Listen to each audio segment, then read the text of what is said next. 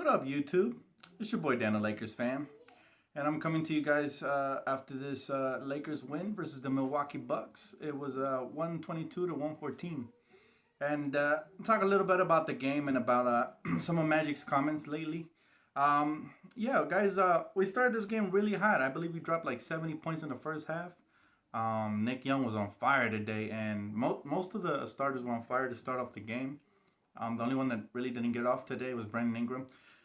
Ivica Zubac continues to beast, man. Shout out to Croatia. You guys, man, you guys have a beast over here, man.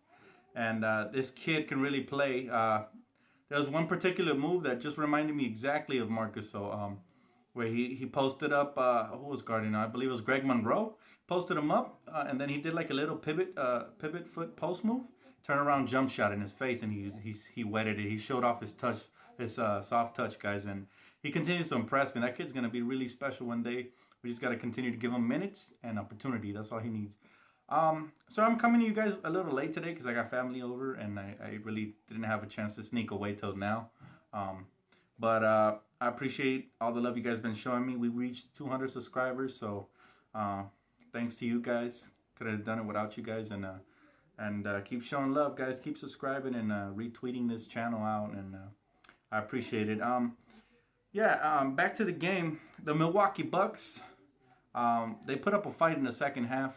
Like always, you know, we start taking our foot off of the gas. The fourth quarter was kind of really ugly, guys. It was lopsided.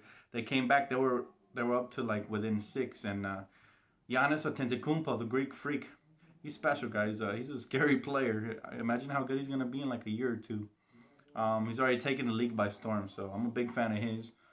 He dropped like 41 points. He had a double-double. Again, player of the game was Nick Young. He had 26 points. Very efficiently, too. He was, 8 for 11? Guys, Nick Young played really well, and I'm really liking the fact that he's shooting up his trade value, and the trade deadline's around the corner. So tell me what you guys think in the comments below about that game. Now let's move on, guys, to the most interesting subject in this video.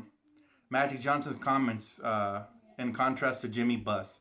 So I read an article this morning, I believe, that Magic Johnson wants to take a hold of the team. He wants to make the final decisions, and I'm really with this because this is a sign that Jimmy Buss is on his way out. I mean, he's the one that he's calling all the shots right now. He's the reason we've been miserable for the last 4 years. So honestly, I'm open to this, and I'm hoping it happens, because as soon as this happens, if Jeanie Buss empowers Magic Johnson to make trades and to hire coaching staffs and general managers and or whatnot, Jim Buss is going to get really offended, and I'm sure he'd step down. Recently, Jim Buss, I believe it was yesterday, I read an article where he was in an interview, and he said that he practically said that he's looking forward to working with Magic Johnson for years to come.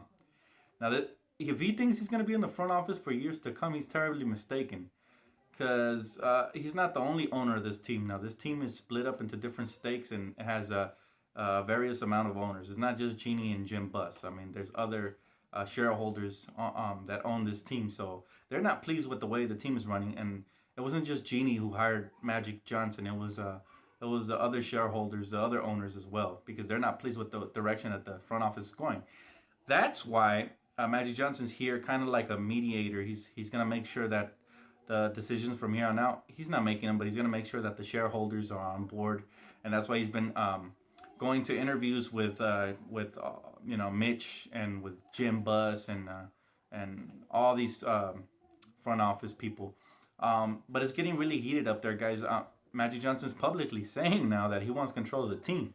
Now, this can only be a good thing because, like I said, Jim Buss, he lets his ego get in the way, in the words of Stephen A. Smith. It's true. He's made various decisions, like not hiring Phil Jackson to come back and coach when we had Dwight Howard, even though Dwight's a bum and I don't really care that he left. He also hired Mike D'Antoni, who didn't fit the system at the time that we had Gasol and Dwight. We needed to feed those guys heavily, and Mike D'Antoni's system is running gun, which kind of excluded both of those players at the time. And he's made several other decisions that aren't really coming to my mind right now, but I'm sure I skipped over a gang of decisions he's made that just brought this franchise to ruins. I mean, just for example, this summer he paid Mozgov all that money and Luol Deng, a declining veteran, who are now on the bench. They're both making over 16 million a year. So that's a travesty. And we have him for 3 more years after this one. So just to give you an example how incompetent he is in the front office, I'm sure any of you guys could probably do a better job than him because he lets his ego get in the way, and that's the reason that Magic had sold his share of the Lakers in the first place. But thank God he's back, guys. And as you guys noticed tonight, we're really sharing the ball. I really think this has a lot to do with Mr. Magic Johnson. I mean, he's probably talking to the players, just getting in their ear, letting them and they probably feel that pressure that he's breathing down their neck. They know that the trade deadline's around the corner, so they're forced to play the correct way, including Nick Young and Lou Williams, even though they still kind of shot Jack. But tonight it was okay. They made the shots. When they're not making the shots, that's when it's not okay. That's when they got to pass and move the ball.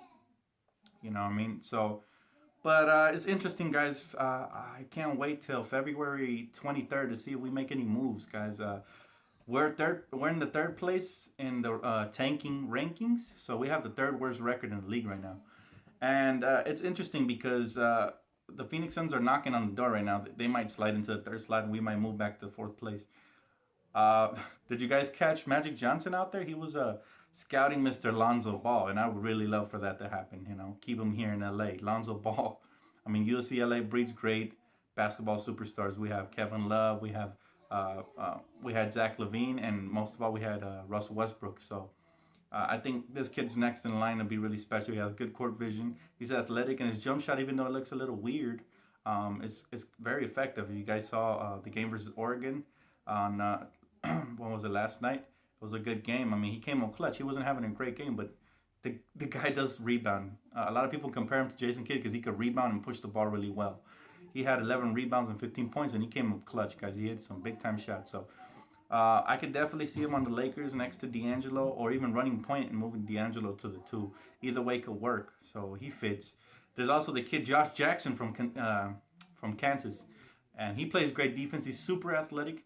He pushes the ball, and he rebounds. So I like that kid a lot. He just needs to work on his jump shot. But, hey, there's so many players in the NBA that came in like that, and they need to work on their jump shot. Let's not forget, what's his name from? Let's not forget Markelle Fultz.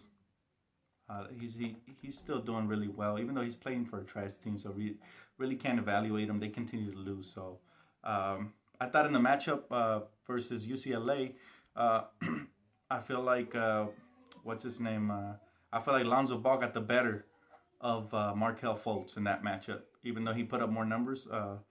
Lonzo Ball was way more effective in that game. So check out the highlights if you guys want.